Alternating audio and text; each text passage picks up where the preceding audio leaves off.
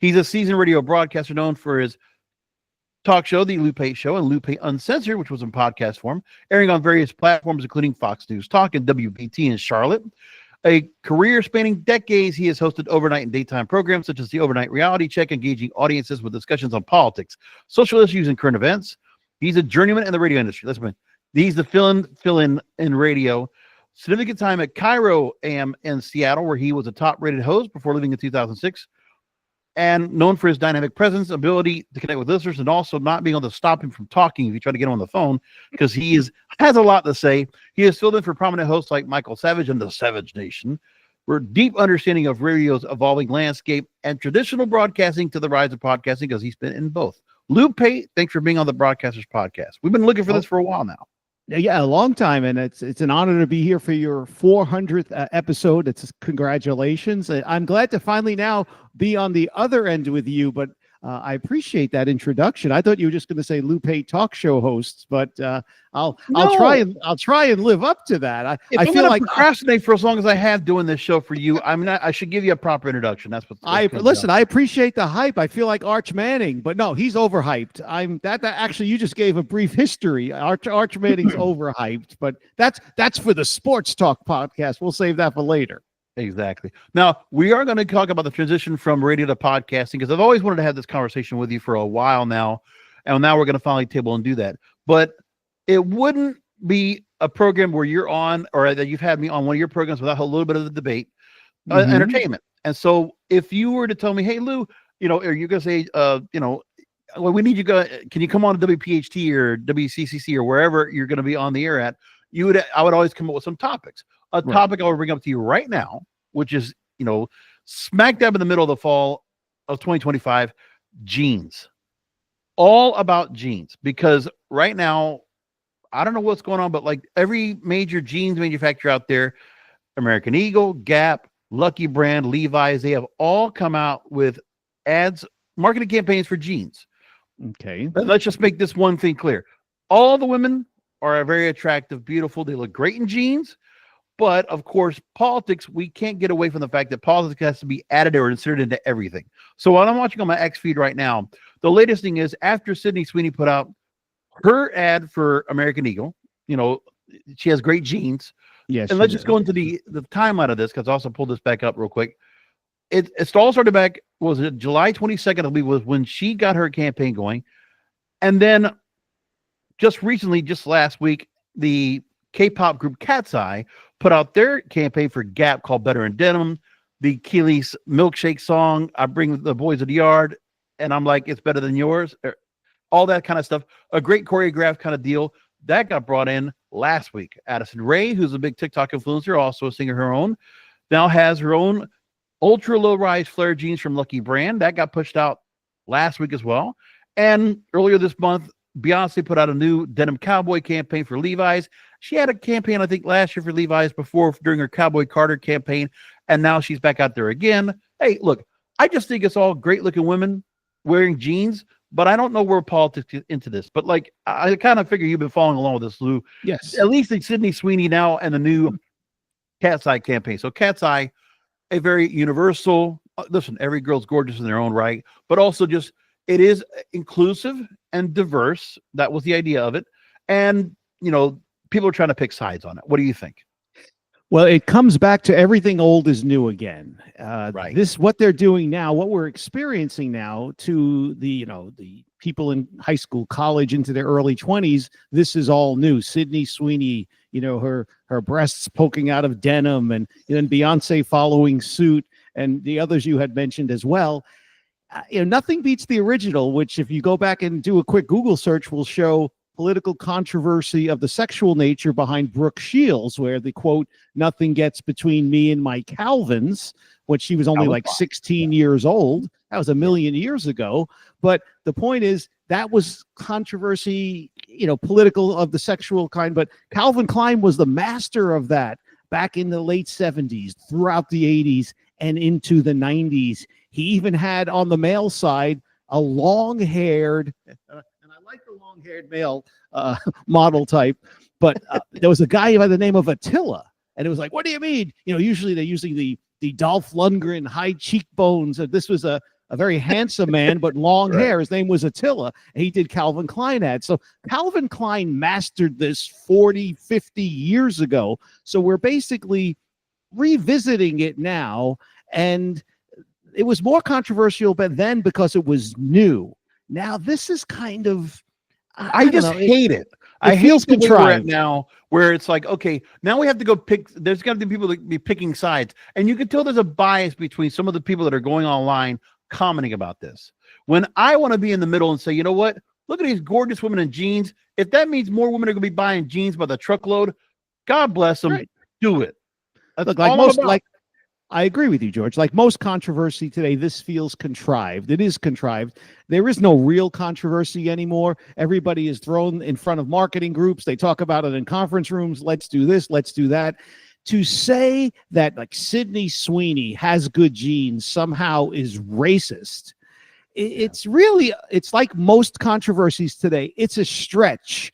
If you have to think about it, there's no controversy there. So then everybody jumps on the bandwagon. And let's face it, in 2025, if you're going down the racist bandwagon, you've got no bullets in your gun, because that's been done a billion times. It's been beaten to death, mostly when there's not racism involved. And then true victims of racism, meet their own peril because the media doesn't cover it. But it's much ado about nothing. If I could quote Shakespeare, it's an old controversy. It's a fake controversy. Everybody knows Sydney Sweeney. Everybody knows American Eagle are not racist in their brands. They're just trying to sell stuff. And now everybody's they went a completely different route in 2019, going for someone that might have been more of a different person of color or a different body shape as well. So they were definitely pushing body positivity. They were pushing person of color. They were going for diversity and inclusiveness. At that time, they're just going to a different route. But they also know, listen, it's a year-long setup for these kind of campaigns. This is not overnight. You're not going to just get Sydney Sweeney all of a sudden. You say, okay, coming to do this campaign. It has to be structured. It has to be negotiated. Same thing with the KATSEYE group to come into his. It all took time for all these brands to come into play, and they planned it for the fall, which is the one time you want to go ahead and start selling jeans, especially that time of year. That's all being planned, and this was probably done well beforehand. So now you're at the point where it was the part where Sydney Sweeney's campaign came out first. For all the other ones. And as you said, this is planned long ago. And about a year ago is when, Sydney Sweeney really hit the scene and became white hot with her production company and a slew of successful movies and a successful TV show that she's in. Was it Euphoria? I believe it's called. And so she was super hot a year ago. A year later, she's even hotter, both looking and as a marketing brand. So they went with her. You go with what's hot. You go what's going to appeal to your target market, your demographic. Look, right now T-Mobile's using Zoe Saldana. Why? Because they want to appeal to the Hispanic market. She's of Dominican descent. Plus, she speaks fluent Spanish. So she's doing ads in both English and Spanish. She's hot right now because of a slew of movies. Her Oscar, the first Dominican to ever win an Oscar. Lioness. Yeah, the Lioness. She was the boss lady in that from Washington, D.C. I forget the title, but it's, she's hot right now, and they're going for a market that she appeals to. Sydney Sweeney's hot, and they're going for a market she appeals to. It's all about selling stuff. And I'll tell you what, there's no such thing as bad publicity. The more controversy, the more you're going to sell. So, good for American Eagle and good for all the other brands that. But it looks like we're getting back to somewhat of a conventional culture. Okay, we're not going for the, just check all the boxes on things. Like when I look at right after COVID, Victoria's Secret, and seeing, okay, there was one ad they had up there for women in underwear, and it was like, here's one woman that's older, one woman that's of color, one woman that's heavier, one person that's this. It was like 6 different women embrace your bodies. Now we see like, oh, here's the collegiate kind of feel to it, and it's all these young, skinny, beautiful women, the kind of women that other women would go ahead and look up to it, admire, and say, I want to have a body like that. I want to look good in Victoria's Secret underwear like that too. We're back to beauty is what beauty is to the beholder, to everybody around there. What the universally considered conventional beauty is right now. I think we're back to that. I'll take it one step further. Yeah. We're back to sex sells. Yeah. It's simple. Beautiful women with large breasts, scantily clad, sex sells. Yeah. Victoria's Secret is back to using models that give teenage girls eating disorders. And We're that's not back where to the we're Angles back to wings, that. but we're getting closer to that, which is a good Oh, thing. it's But coming. the other thing It's that's gotta be they'll call noticed it too, retro, but it's coming. right? But the other thing they don't talk about as well is that, okay, all these other jeans companies, they knew what the other marketing campaigns were being done. I'm sure there was somebody finding out in the know. So Sydney Sweeney's campaign comes out first. Of course, the rage comes in, and then all the other ones follow up after that. It was a well-timed plot for Yes, all of them to say, perfect. okay, now you got the polarizing view of Sydney Sweeney out there in jeans that got it was rage bait. We all know it was done like that, and you can see there's certain things that are out there being marketed now just for that purpose, because he know there's a certain audience that will get triggered by it. They'll do it, and then all of a sudden, here we go. Everybody else follows suit and say, okay, we're going to now sell because jeans are in the thing right there. It didn't take much time for them to launch, but they took the right timing for it. All those other ones I got to give a lot of credit to. And George, at the risk of being redundant, as I said, there's no such thing as bad publicity. And I have my bachelor's in marketing. How I got into media, I still don't know, but we'll figure it out one day, maybe the next life. But don't be so surprised if the controversy wasn't planted by the public relations people behind American media, because it's a gift. So if no one's going to give you the gift, why not create it yourself? I'm not saying they did it, but if it came out later that they planted the controversy of Sydney Sweeney has great jeans. Oh my God, that's racist. It's a gift. It's a gift horse. So don't look a gift horse in the mouth. So if it was natural and people were actually offended, or it's the usual suspects, skinny white girls who are liberal from Manhattan with big clunky glasses, if it's the usual, fare, fine. But if they planted it, fine too. Whatever sells. That's all they're trying to do, is make money and sell product. Yeah, like everybody else. So I wanted to get that out there, but now we're going to get into our planned a certain topic. We're just, always have to go into a tangent first. Wait one before we get second. into the rest. I got, me, I always drag you down the Uh-huh. rabbit hole. And no disrespect to Calvin Klein, because I give him credit for a lot of the advertising and how it's done today from what he did, decades ago. Is he still alive? I don't even know. And I don't mean that in a disrespectful way. Is Calvin don't Klein know. still with us? But the other person I always think about when you think about Calvin Klein is Mark Wahlberg, because when he was the Marky Mark character, he also got himself put up in a big, Yeah, and he was all jacked up and he had ripped abs and they had to edit out his third nipple. You remember that? That was the big controversy. Evidently, Mark Wahlberg has a third nipple and they had to edit it out of his Marky Mark and the Funky Bunch underwear ad. I know he doesn't like to go and play up that part of his career, but listen, the Good Vibration song was the #1 song. Okay, can never take that away from him. No, it's a great song. I don't think it ever took away from his career. Listen, he goes and does Fear with Reese Witherspoon, and he launches a career that's been going on forever. And he's been doing it. By the way, Calvin Klein's still alive, 82 years old. 82 years old. God bless. Before I got into media, I worked in construction in Manhattan, and on Central Park West and 65th Street, we did Calvin Klein's apartment. It was very interesting to be up in, and it was an occupied space. We were doing it in phases. So he was living there. I never got to meet him, but I met Halston and all of that. I've told you that. We'll talk about that another show. But I never got to meet Calvin Klein, but it was interesting to be in his home. I was in Trump's home too. At least you met him outside, where you're doing construction, and not one of the and not as one of the bus boys at Studio 54 being picked, as one of the guys to go into the VIP suite. Okay, I was in Calvin Klein's house when the shower was still wet from when he showered that morning, but I never met him. Just kind of weird. Just saying. But, I've always heard about the Studio 54 stories about the guys in the satin shorts. Oh, so who's going to get to be with Halston or Truman Capote or Eddie Warhol? There were pictures. Although Calvin Klein is a known gay guy, homosexual, there were pictures of topless women in certain areas of the home that were not visible everywhere. Some people said that was his daughter, but I was never able to confirm that. Not like underage. I'm grown, legal age and all of that, but I was never able to confirm that. This was the 70s, you 40, never really 50 you years really kind of ago. had like a mired view of like it was later. His ad campaigns began in the late 70s. Like, come on, George, I'm not that old. Look at me.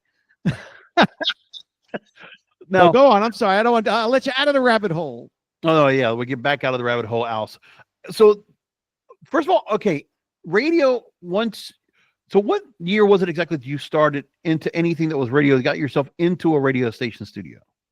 KSDO San Diego, screening phone calls for former Mayor Roger Hedgecock. I had moved to San Diego from New York, drove cross country with everything I owned, which included 2 pairs of cowboy boots, and wanted to get a start in rock radio because I'm stockpiled with useless information. I could talk forever about the old, what's now called classic rock, and couldn't get a job in rock radio, couldn't get a job in any music radio, although I was well versed in a few different formats. And I saw this ad for a phone screener, and I really wasn't big into talk radio at the time.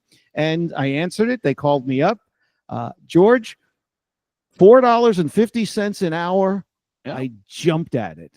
Oh, I bet. No, but can you tell me what year that was? Like, was it early, that was mid-80s? 19. It was below minimum wage. I'm going to have to call the California Board of Labor there on that one. But I had come from working construction. I was making great money. Construction in Manhattan, I was working. And then I went to $4.50 an hour, and I was so happy. Couldn't believe it. I was the happiest guy in town. 1994, okay. It was. And I was screening phone calls for Roger Hedgecock and listening to Roger Hedgecock, love him or hate him. I fell in love with the genre of talk radio. And I said, I want to be the guy on the other side of the glass. So, long story short, phone screening, assistant producer, finally made my way to the other side of the glass. So, and I still always wanted to do it. Like my little itch is like, Johnny Depp always wanted to be a rock star, even though he's a super successful actor. I always had that itch that I still wanted to do, music radio because it's fun. Now, one of the things that was going on was that talk radio was just starting to get really prominent. I mean, yeah, of course, we had it throughout the 80s. It was a transition out. And the one thing is when it comes to rock music, by that point, we were already the transition into grunge and into alternative. So your run-of-the-mill album-oriented rock, the rock that we would have all remembered, classic rock up until the current day, that was all changing. By that point, and also people stopped putting out good albums. This is what happened. I know, really, people stopped putting out good albums at that point. All of these monsters of rock, super talented people, no disrespect intended, but they hit the 90s. You had Pearl Jam, Nirvana, Soundgarden. Yeah, but they were new. The whole grunge out of Seattle thing was a new sound, or more. It's like. And after a while, it took a while for us to go and appreciate the music because it was still rock at the end of the day. It's just that I think that culture shock changed us because of where coming from Seattle and that whole feel of like they're not the big hair bands. They're not like the classic, like the guitarists that you would see out there, like a Leonard Skinner or Led Zeppelin or something like that. It wasn't arena rock. It wasn't it wasn't anything like that. It was just something that was much more grungier, a little much more of a different vibe. But after a while, we realized, it's really rock at the end of the day. But it was just changing. And the certain type of people that they needed to be on the radio for that, they needed to find somebody who was, I guess, because even then, by that point, music was already starting to change because we were already starting to get into everybody buying up stations. And the thing was, that's the part where... Well, the telecom bill of 96 hit. Right. But the thing was, right before all that came up to play, like you already had stations starting to be bought up anyway, because the caps of ownership started changing already. And so by that point, Bud Paxton started going to make his way, and he's starting to go and buy up hundreds and hundreds of stations that would be sold to Clear Channel after that.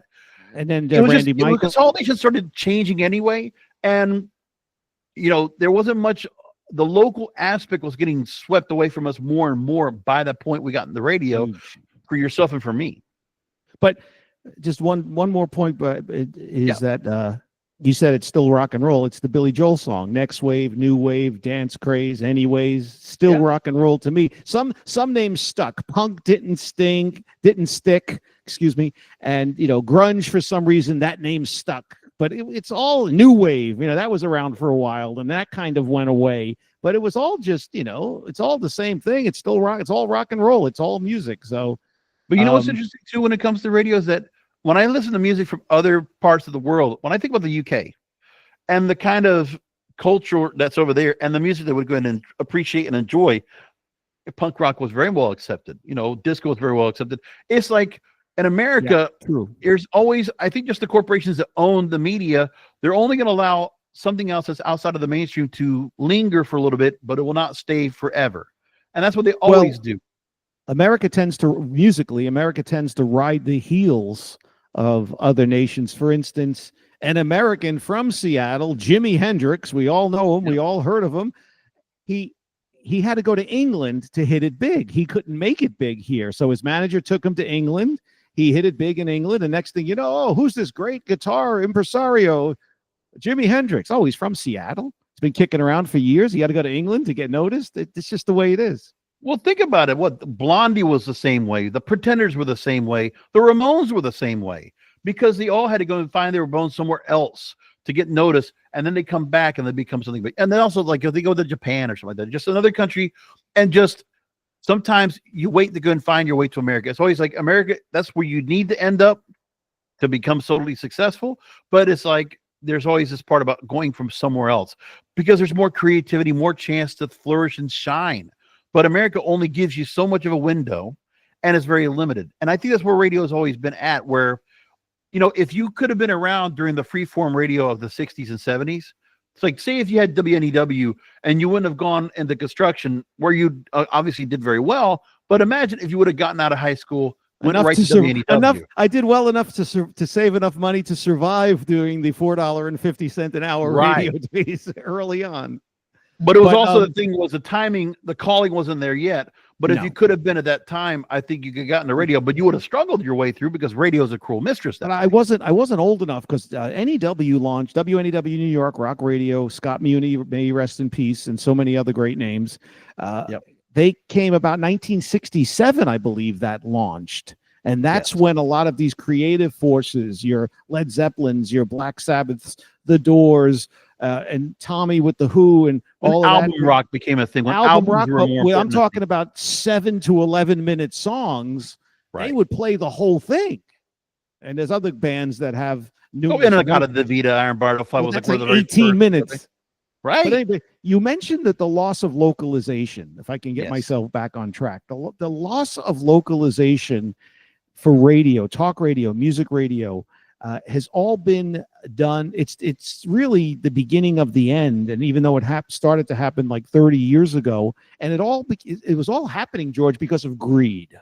Where people said, oh, we can have a station out of New York and do the whole East Coast. We could have a station out of LA or San Francisco and do the whole West Coast, and make the rock station in San Francisco. It's the same exact personalities, the same everything, except we have to change the news and weather, as LA, as San Diego, as Phoenix. And they tried that. That was to eliminate jobs in order to increase profits. And it didn't work. It devastated the radio industry all over. They did the same thing with syndication. Now, God bless people, Limbaugh and others who had monster syndication. May he rest in peace too. Monster syndication deal. God bless them. They made a fortune. That's what capitalism is all about. I'm not against that. But the thing is that it killed local markets. It killed local radios. And most importantly, George, it killed the bench. And what I mean by the bench, I know you know what I mean, but for those listening to your Broadcasters podcast, the 400th episode, I might add, there's no farm team, there's no minor league team, to use a baseball reference, to make it up to the bigs. No one's in training. No one's cutting their teeth in a small or medium market and then making it to a larger market and then making it to a major market, then possibly being sent in the. No one's doing that anymore, because there's no place for anybody to go. And jobs are very limited, and that's where my pet peeve comes in of, nepotism and cronyism, which is across, whether you're an accountant or a janitorial service, nepotism and cronyism comes into play. But when you narrow down the number of jobs to almost none, it really comes into play, and the product suffers when people who are not talented, not qualified, or at the most mediocre at best, are the ones getting the jobs. And we see a lot of that, and it's unfortunate, but that's just the radio world that we live in now. One of the things I think about is that radio people that were radio people that really cared about the medium itself, they never took themselves to the mindset of becoming management or becoming the business. Because I think that's one of the mistakes that radio didn't correct itself on, is that you have all these people that are outside of the radio business that really weren't interested in radio. They just saw it as a medium to make money off of and monetize. And that's why we're now inundated with all these companies of people that never really cared about radio in the first place. They might have had an interest in it, but when I think about the people that are in radio now that might be in higher stages of management, I always bring up Bob Pittman. Hey, he did come from radio, yes, but no, as I've grown more to like listen to him and hear things, I think of the fact that, you know what, we just didn't have the people that were in radio that were, okay, become the program director, go find yourself, be an entrepreneur, and realize, hey, the radio industry needs to have people that can actually be in charge, have control of the books, and say, you know what, if you're going to be an owner of a radio station or a radio station company, that you should still have a radio mindset to it. But we don't have any of that. And that's what's really ruined the industry, which is why podcasting is going to flourish, because radio never held on to itself because they didn't have the right people in charge to keep it the way it was.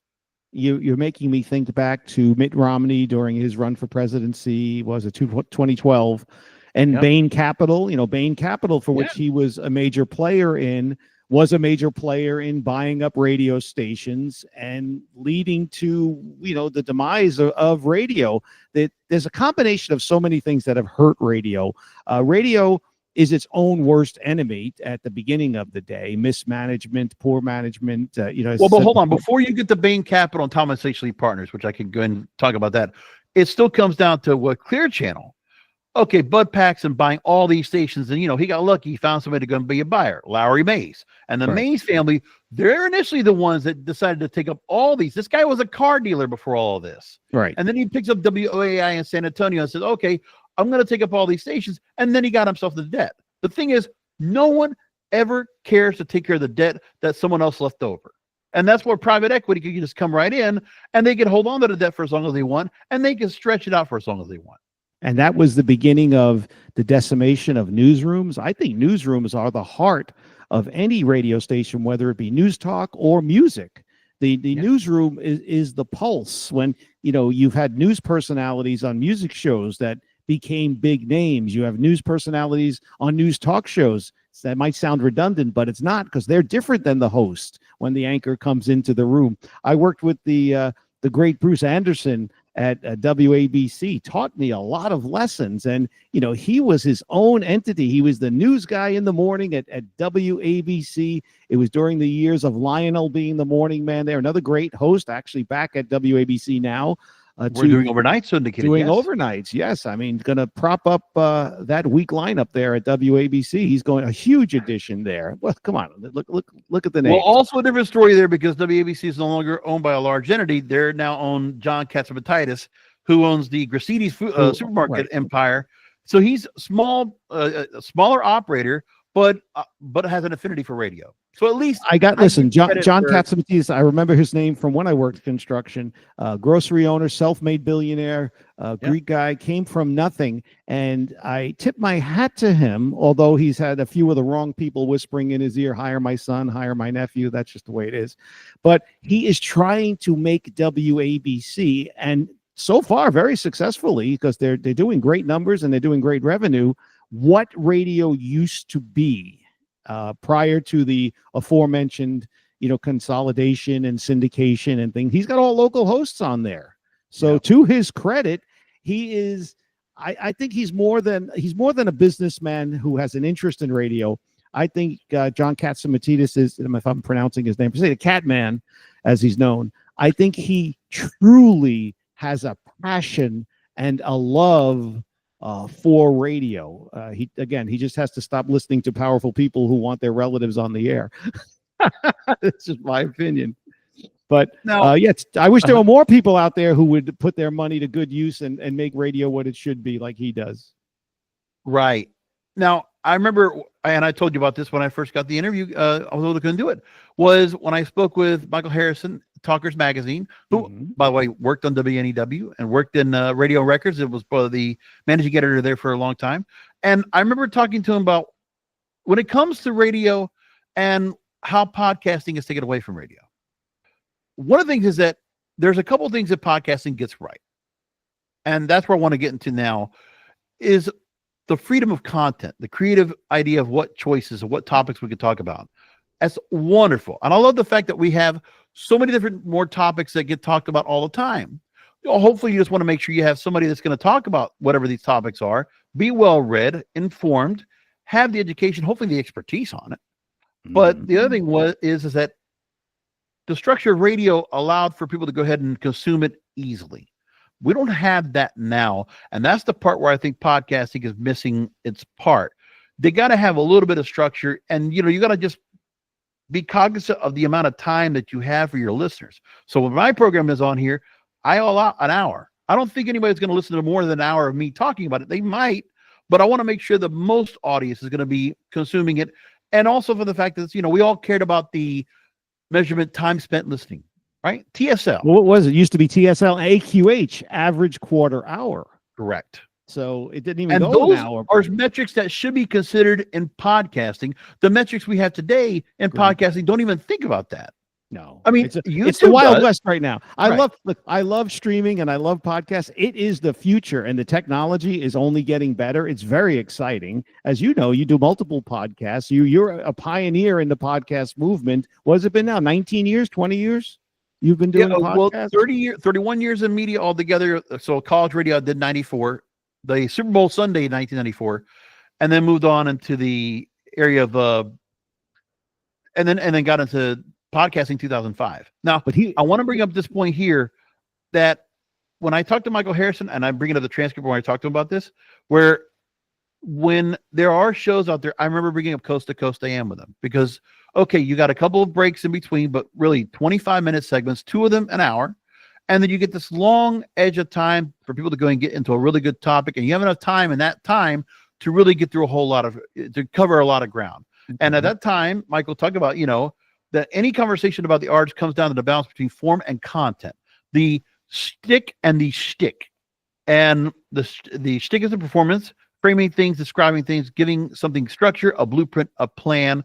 Otherwise, when you do free form for its own sake, the medium exists for the people participating in it, not for the audience. And once a medium exists, we get to play whatever we want. We get to express ourselves. And that's where it comes down to. It's like there is form and structure, and then the freedom of doing things. Where do you land on that, knowing that you've been you've delved into both, into podcasting for a while, but radio is still, at the end of the day, that is where you do your most work? Yeah, I did have the podcast, Pate Uncensored, had the deal with the Spotify, and we can get into that later, but this, this was during the Biden administration, and they shut me down for taking part in quote unquote conspiratorial content, end quote, because I basically said that the January 6ers were political prisoners, and more importantly, they had a problem with saying the vaccine didn't work. So they didn't shut down the podcast, they demonetized it, which has happened to a lot of great podcasters out there. And I could have, sold out and moved on and kept doing it and abided by their draconian rules, but I just decided to walk away from it, maybe revisit it another day. But to Michael Harrison's point, yes, but it's about you have to be entertaining. At the end of the day, whether you're terrestrial radio, you're a podcast, whether you're serious, you have to be entertaining. It's all about entertaining people, whether you're funny, whether you're morose. You could be morose and still be entertaining. It's about entertaining. That's what it's about. What's appealing about podcasts is the convenience of it. You don't have to have your radio set for 6 a.m. for a certain morning host. You don't have to have it set for noon for a certain afternoon host, or you don't have to be in your car, run out of work at a certain time to catch the last hour of some wannabe morning zoo in the afternoon. You don't have to do that. It's all at our fingertips. You just listen on your phone at any time. You could not be able to sleep in the middle of the night and pull up a show from a month ago if you wanted to hear it again. The convenience of podcasting, the freedom that you mentioned with podcasts, which is limited like anything else. But now that Biden's out of office, it's probably opening up, since they're getting the corruption out of the FCC as much as they possibly can. Well, I want to give you a couple of things on this. Number one is the content. All right. So when you were doing podcasting, one of the things you told me about was that it didn't feel the same as doing a radio show because the way you get your feedback is so much different. Mm-hmm. And the formatics, you just feel like you're kind of talking to yourself. I mean, you're already used to doing a one-on-one verbal masturbation. I used to call it verbal masturbation, sitting in a room talking to myself. Right. And so there's a part where for some people that are in radio that trying to make that transition to podcasting, radio never really got it figured out in terms from a corporate sense. First of all, they thought, well, we could just repurpose our content on the morning show or whatever we're doing, and we can just reapply it. Oh, we'll leave the traffic breaks, we'll leave the weather stuff in there, and they'll just think, oh, we don't have to cut all this stuff out. People will just go back and listen to it, and we'll get clicks, we'll get downloads. And then they realize, no, that doesn't work. And now you got to realize you got to do some original programming. Right. So, not going to pay extra to the talent to go and do it. They're saying, no, we need you to do another podcast on top of that. Okay, come on, Kevin. You got to do Kevin's other show. So Kevin of Virginia fame over in WRMF, working there now. Yeah. So, hey, the KVJ show, you might hear it now, which I think is a little bit syndicated as well locally. But the thing is, they have to require more things of the contract he already has. So if they ask him to do something else, it's not something extra he's getting for it. He's just being asked because he's required. They got to have a podcast presence. So in that part, for those so I think that's a barrier to entry for some people that are in radio to be able to make that transition, is because what do you tell people that, if they are looking to go and do it, but they want to see where radio has done it right, what's missing about the feedback part? The part about the audience participation that radio used to give, but podcasting doesn't. I don't want to dump on radio too much, but radio has always been late to the whatever latest technological party it is. If you go to any radio station now, they have their podcast. But is it really a podcast? No, it's just a replay of that day's show. Very few have separate podcasts that they do. When I was over at Fox News Radio for 5 years, they were just starting their podcast division, and they would have, say, just to grab a name from the sky, Bill Hemmer was doing a podcast. Well, that had absolutely nothing to do. It wasn't like a rebroadcast of the news show that he did earlier in the day. He would do a podcast, and so on and so forth, down the list of names there. But so many radio stations now, both music and talk, their podcasts are just replays of that day's show. That's not a podcast. That's a replay of a radio show. And then you get to the gray area of, what's the difference between a podcast and a radio show? But anyway, I digress. Back to the original point. I want to take a point from that, because there's also the point where certain people that want to host a podcast, you couldn't get them to do a radio show because they wouldn't be good at it. And the thing is, there are just certain people, okay, you're going to give a podcast to somebody based on name recognition. Like for, a good part of the 2010s, when podcasting was starting to make its way, you have a lot of people that are hosts, or you have like a major celebrity or whoever famous person, but they have to accompany them with somebody else that's a producer, or someone else has to. You mean a crutch? Because you're Whoopi Goldberg, or because you're somebody else. Shaquille O'Neal, I think about had to have somebody as a Chevy backup. Chase, all of them, because they're big A-list names, doesn't mean they can do a radio show. None of these people prep. None of these people, bring content such as audio and video to it. They think that they just have to show up because I'm Shaq, I'm Whoopi, I'm Chevy. Actually, Adam Carolla fits in that too, because he's one of the first ones that became popular and became famous from where he was the most famous person to become and starting the podcasting very early on. But for him, it's the same. He had a lot of money behind him. Nothing against Carolla, but he had a lot of money behind him. He failed when they dumped him in there to take over for Stern. That failed. Well, him and David Lee Roth were scapegoats for Howard Stern leading. Right. But so they dump him in there. They dump David Lee Roth. David Lee Roth should have never been there. At least Carolla had some chops and could do it. But then he fails, and then all of a sudden he starts this podcast. He's got like 10 people around him. But when you talk about the celebrities, they put them in a studio, and then they hire someone.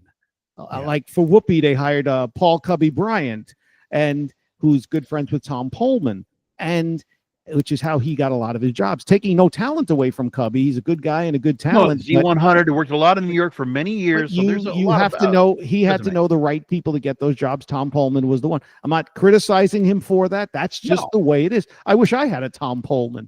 But the point is that you take a talented guy like Cubby Bryant and put him in with Whoopi, because Cubby's going to carry the show. Whoopi's there for name recognition only, and that's the only thing she brings to the table. Mm-hmm. And so he's her crutch, and he was her whole. It only lasted a year. Then I think she got tired of getting up every morning and having to go to work. This is before the View. Coaching and development for podcast hosts. I mean, that's part of the freedom of it is great, but I think there should be another part where, like, okay, if you're going to have, various shows that are going to be out there that you have celebrities kind of basing it on themselves, but then again, they need to have like an entourage to even do it. Celebrities always think they just have to show up. That's the problem with celebrity. Yeah. And but it doesn't work for radio. but I get what you're saying, that the beauty of a podcast is that your neighbor can start one the next day and be super successful. There is no structure, though. I was doing a show on a now defunct network, which was streaming. They had a vision. Their vision long term was good. Their vision short term on what the content should be was terrible. So Today's News, TNT Radio, went out of business. Yeah. But I was doing shows on there, and they were getting a lot of influencers, a lot of podcasters, people who had high numbers, a lot of downloads, lots of followers, to their credit. But they didn't know how to do a radio show. And I remember I came on, I filled in for, first I was appearing as a guest, then I started filling in. And I remember one host saying to me, I handed off to his show, and he said, "That's very great show. That was very professional." That's exactly the way he said it. Right. And you know, I've listened to a lot of great podcasts. I'm enjoying it. I'm listening to this woman, this man. I'm going, "Oh, you guys are great. What's your name?" They never say their name. It's like, no, I want to know who you are. What's the name of this podcast? Okay, I could look on the screen and see it, but that's not the point. The point is, they don't go through the mechanics. There's no mechanics. And maybe that's a little old school, but I think when you're listening to someone, you like to know who it is. You know, if you're listening to the Dateline podcast, we all know Keith Morrison's voice, but you like it when he says, "I'm Keith Morrison." You just want to hear the person say their name, because that's part of it. So just turning on a microphone because you've got, 2 million followers on Twitter and 5 million followers on Facebook and 6 million on TikTok, doesn't mean you know what you're doing. And they just start talking, and I don't know who you are.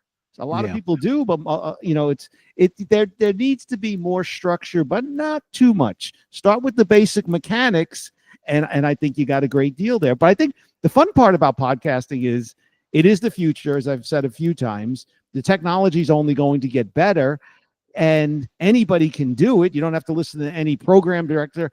George, we've all sat across a desk from program directors who have never done a minute on the air telling you how to improve your show. They don't have to sit through that the way we had to do it, and some people still have to do it. But it's the Wild West. Podcast right now is in its golden era, we'll call it. In 20 years, they'll call it the golden era. It's the Wild West, and there's something very refreshing about that, because as much as I love radio, it's gotten stale, and it's gotten predictable, and it's gotten too corporately controlled, is a good way to say it. I mean, I know a lot of friends of mine who are program directors on the music and talk side, and they don't have much of a say in their station. I know you're not supposed to say the quiet part out loud, but they're basically babysitting stations and scheduling board ops and other things around the station. I would say they were ordering supplies for the news room, but no one works in the newsroom anymore. So there's nothing to even oversee. There's no more news directors, very few.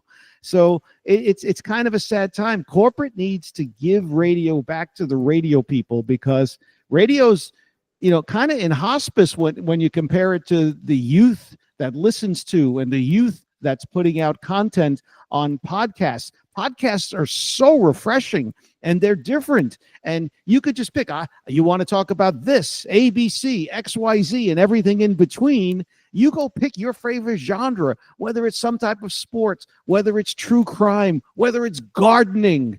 It doesn't matter. And you just go find it, and you can listen to it, rather than, gee, I hope my favorite radio personality can make me laugh today while talking about something that I'm interested in. It's a dying genre. It's kind of dead, I hate to say, as I still work in it.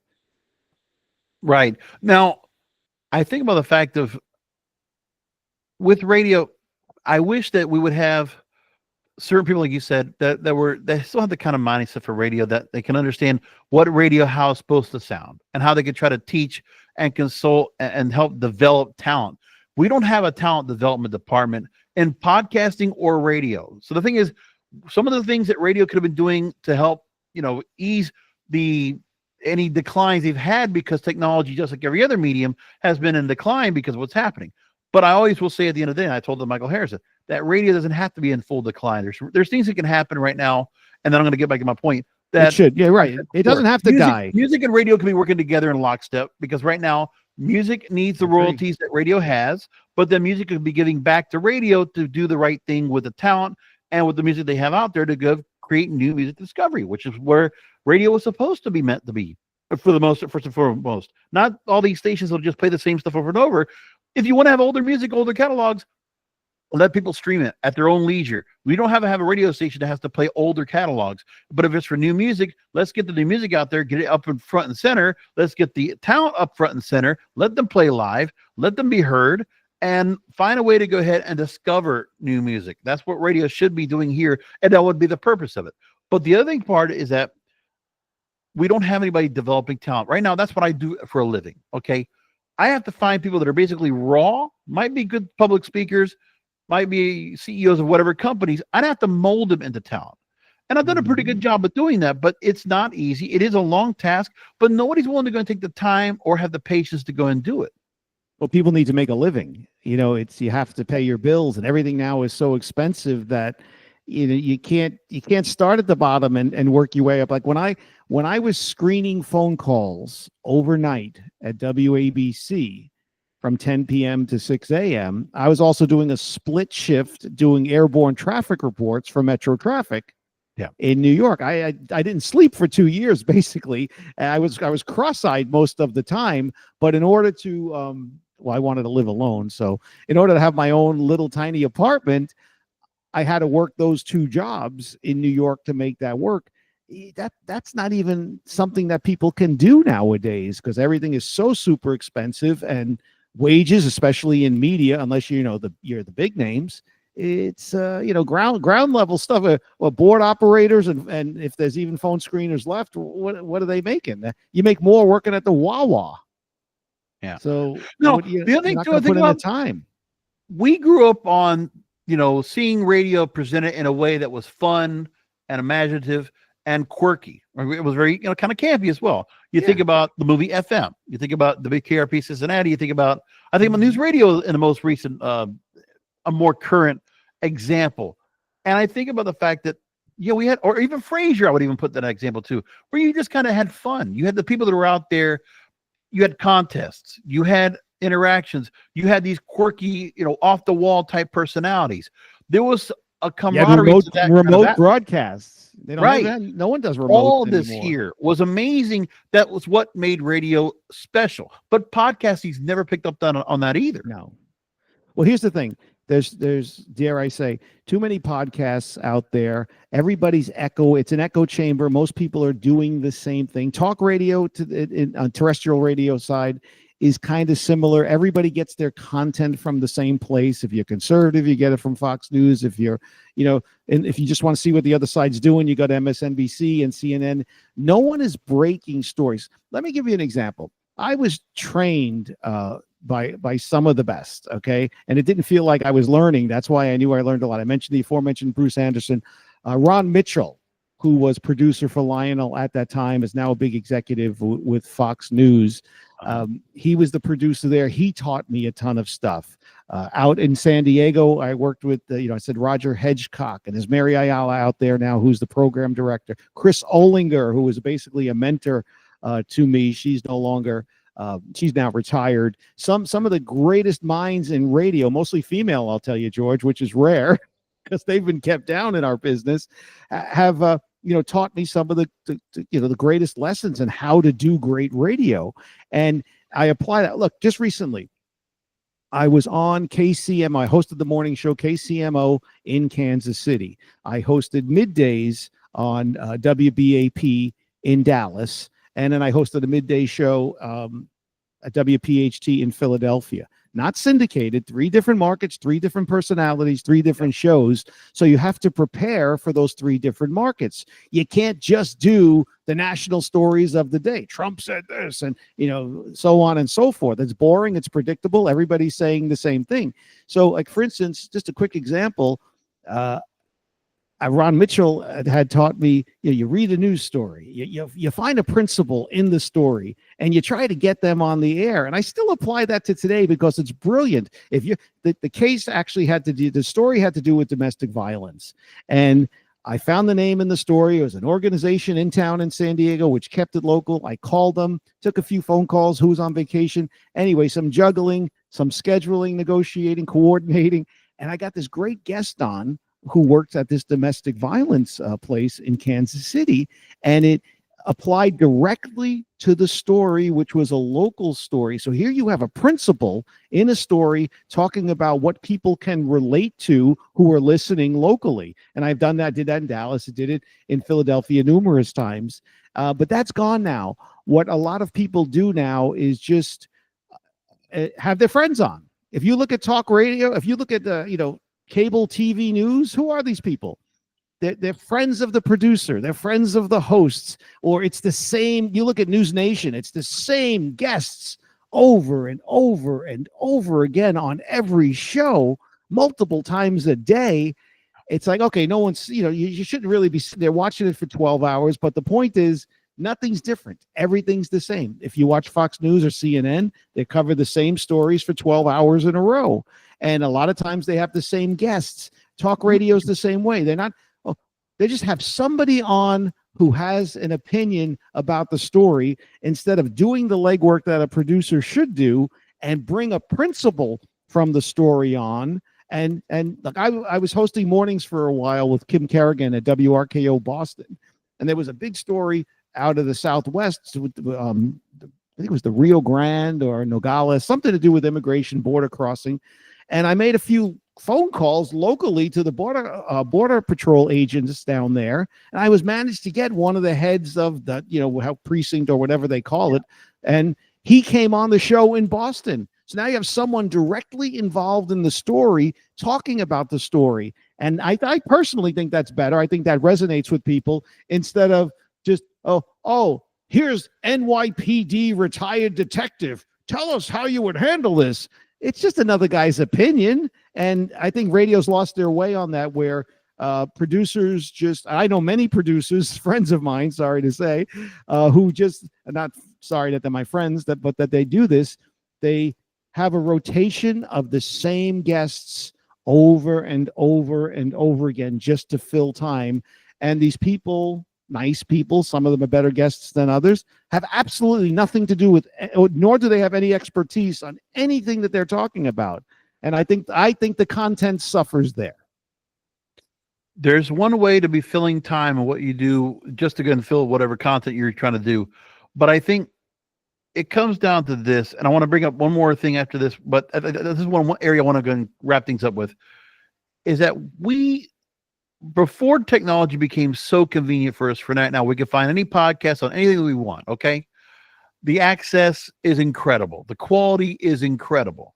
But we were accustomed to the time where something was so good, if you had to listen to it on a scratchy FM or AM radio station, you had to go ahead and, move the antenna or go to some spot, go up to a hill or whatever you had to go and do to catch something, okay? If I was trying to watch something on TV, I remember when Morton Downey Jr. was on and Howard Stern would be on 11:30 at night, I'd have to put on WDZL, Channel 39 in Miami, which is 60 miles from my house, and the antenna's not going to be that good. But I would work for hours to try to get that signal just to a certain point, just enough where I can watch it. Or if I want to hear a station from out of town and I want to go and tune into it. Now, the days when I would tell you this, George. The Colby out, right? The Troposphere, right? Hold that thought, George. Hold that thought. I guess got to just before Morton Downey, when he was at Channel 9 WOR in New York, I was working on the construction within that building. I was in there forever. Met Morton Downey Jr., nice guy, great guy. Dozens and dozens of times. I sat in on his show dozens and dozens, maybe over 100 times, because I would just stay when work was over. I would just stay, sit in on the studio because I had access, and they taped in the afternoon. Sometimes they did it live. A lot of times they did it live, actually, and it was pretty interesting to be able to see how the sausage was made behind the scenes because I had that access. And he was just a great regular guy who loved doing what he was doing, no ego, and a lot of fun. And it looked like the staff was always having fun. I never heard anybody complain, and I talked to many of them on numerous occasions. But I just wanted to let you know that part. Yeah, no, and there's something to be said about just as a great example where WWOR TV9 in New York, and it's Caucus, New Jersey.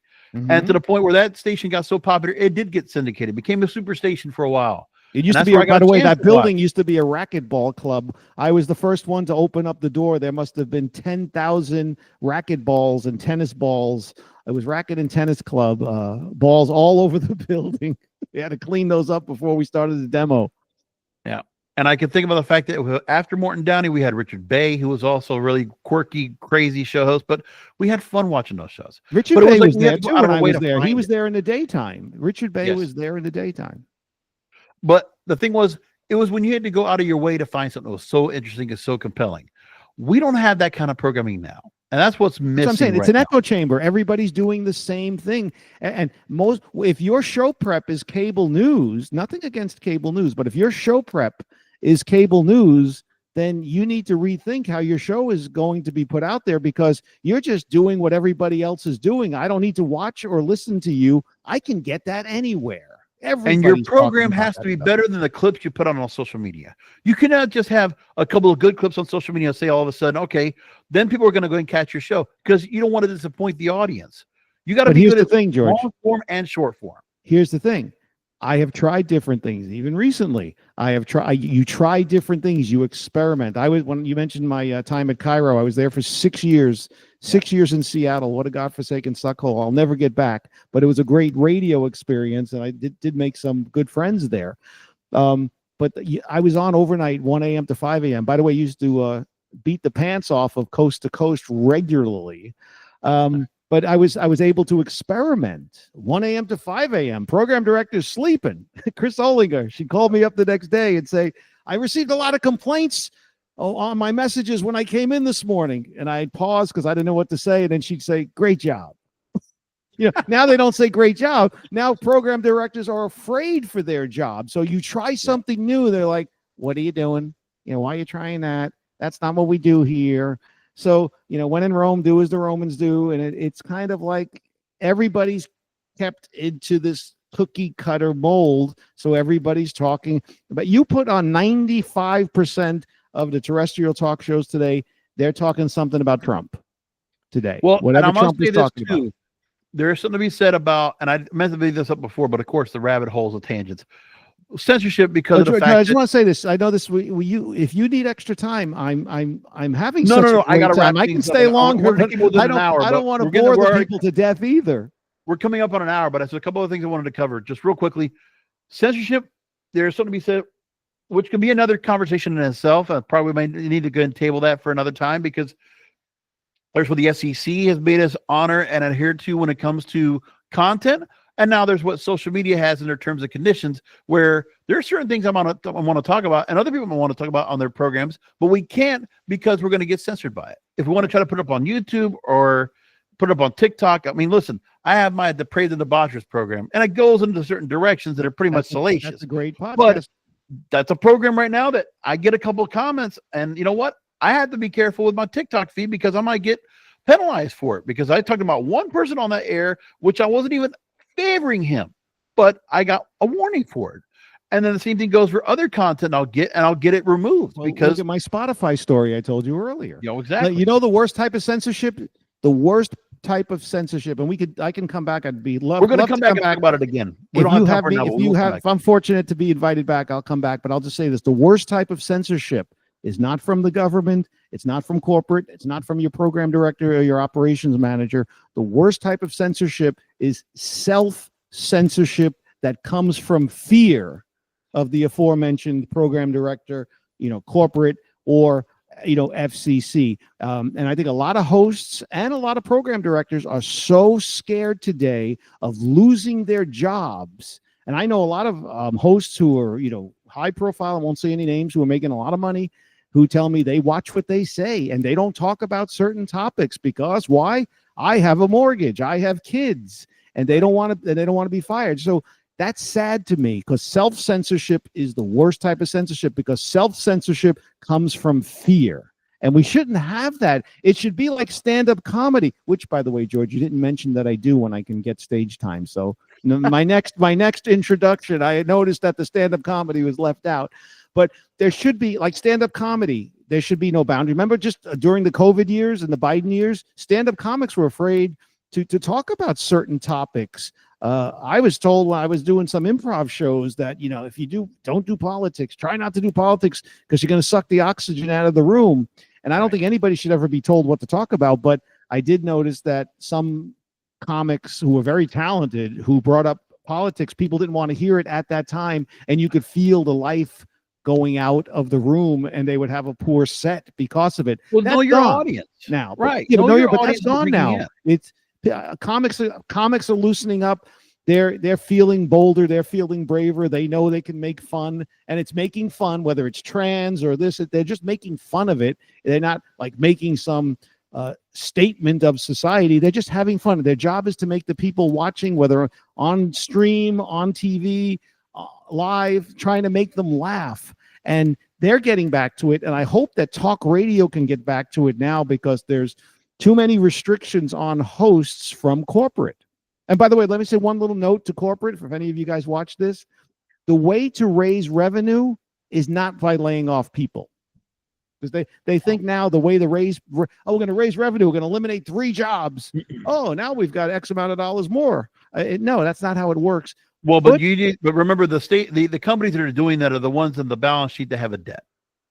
They're all have a debt. They're all the ones that are laying people off and micromanaging and downsizing. All of these huge companies, no names mentioned, who have gone through restructuring, none of them are ever going to pay off that debt, ever. Put quality content on the air, and the advertisers will come.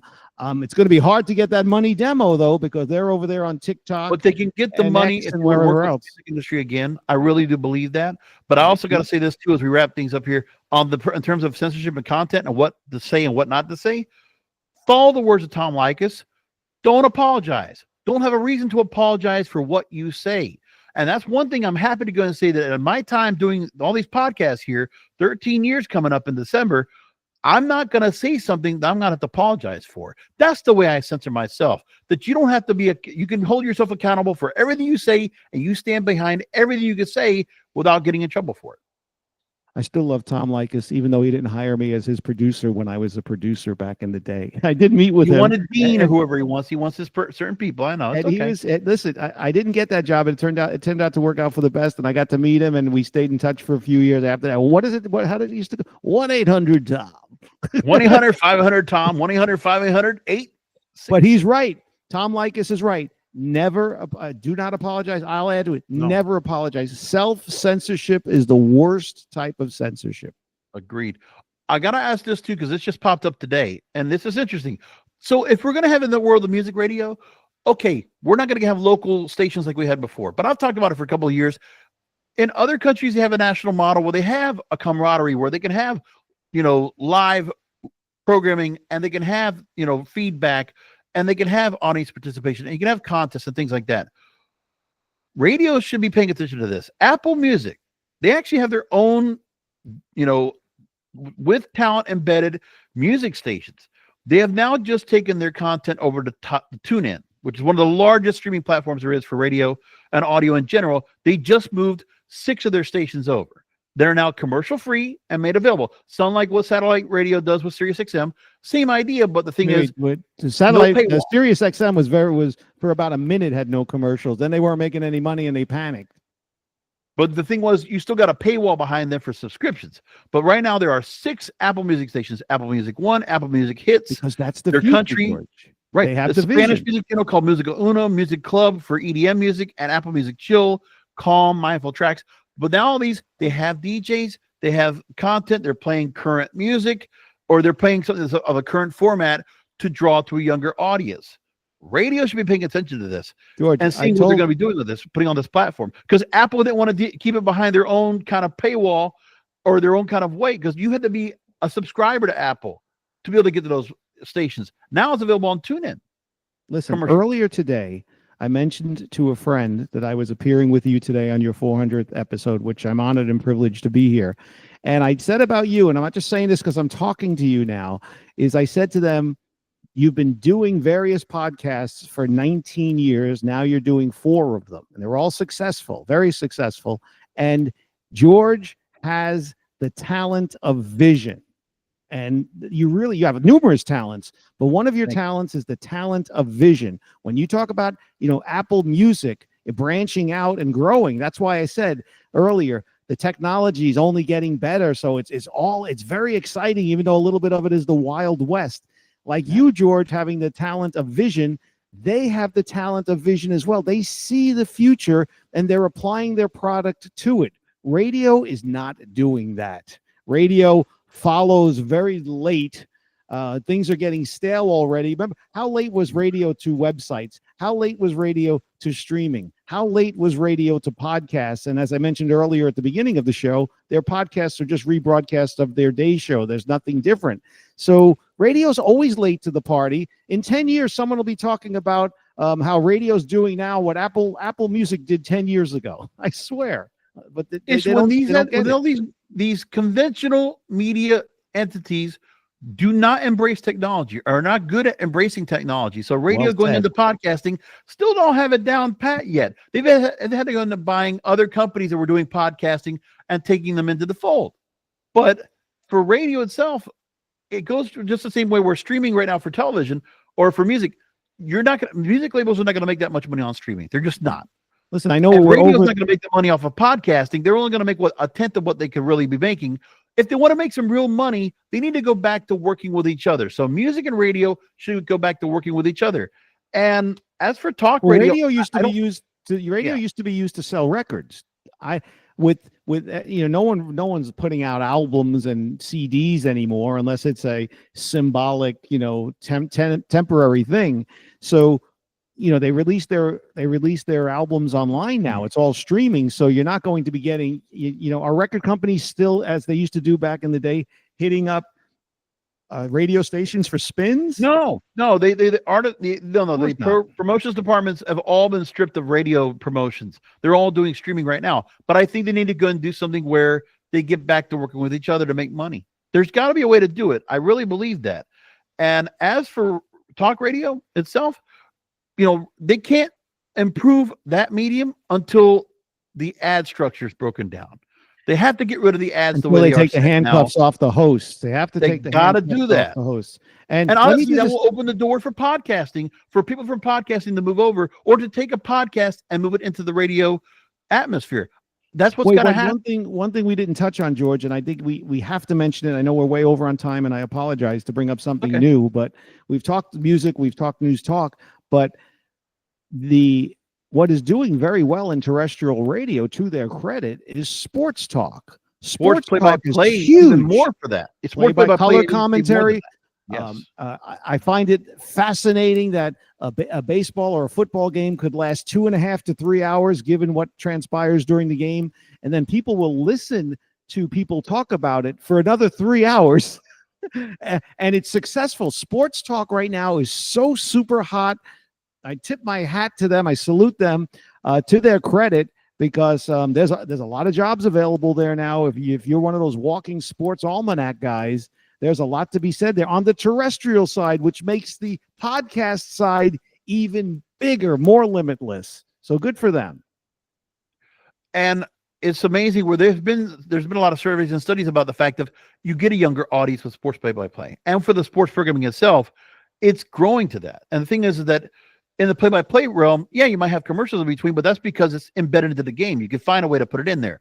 Talk radio and other formats that don't need to necessarily have that much of an ad structure, is because they have the wishful thinking they're going to be able to sell all that ad inventory and get it done, but they're never getting rid of it. They need to go and break that down. And when they do, then maybe things can finally go into the right direction. One thing I disagree with, though, is, this is with the NFL as well, I think Roger Goodell has done a big disservice to the NFL and their fans, is for sports talk radio and the NFL and Major League Baseball, any sports, soccer, whatever, hockey, NBA, is getting in bed with the gambling and advertising the gambling. DraftKings, Dual Kings, or whatever they're called.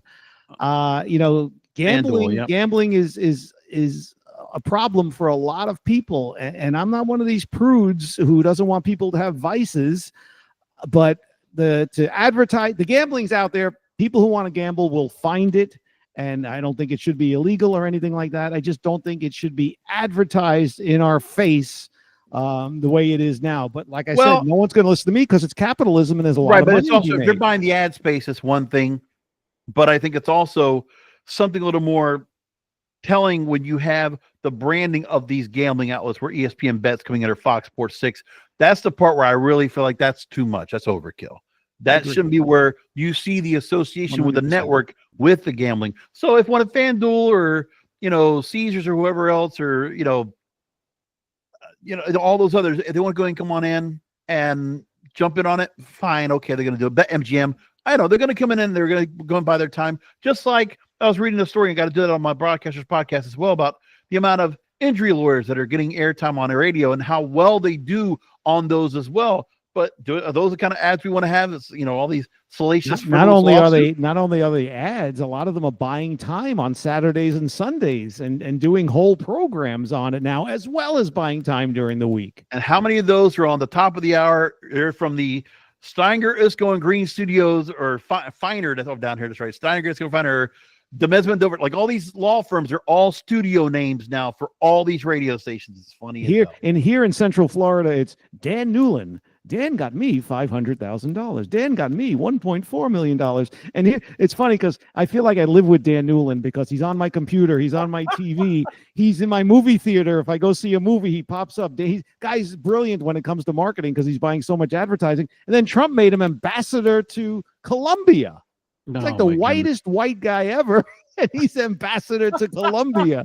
You can't make that up. Dan Newland, God bless him. But some of them do really well. Hey, Morgan & Morgan, we've heard about forever. Now they're national of all things. How much money did Dan Newland have to donate to Trump's campaign to get an ambassadorship out of it? Oh, yeah. I wish I had that much coin, as they used to say. Oh, yeah. He had to put Sheldon Adelson type money to get into that kind of. Oh, God. Yeah, there's a blast from the past. Sheldon Adelson. Unbelievable. All right. Lupe, hey, we're going to do this again. This was fun. It was fun. I wanted to try to keep it an hour, but we didn't do it. I knew we were going to go long. That's why we kind of allotted 90 minutes for this thing right here. Well, you could go through it. No, I'm not going to cut this out. Edit out stuff that may hurt you. No. This is all staying in. I'm not doing any work extras like that.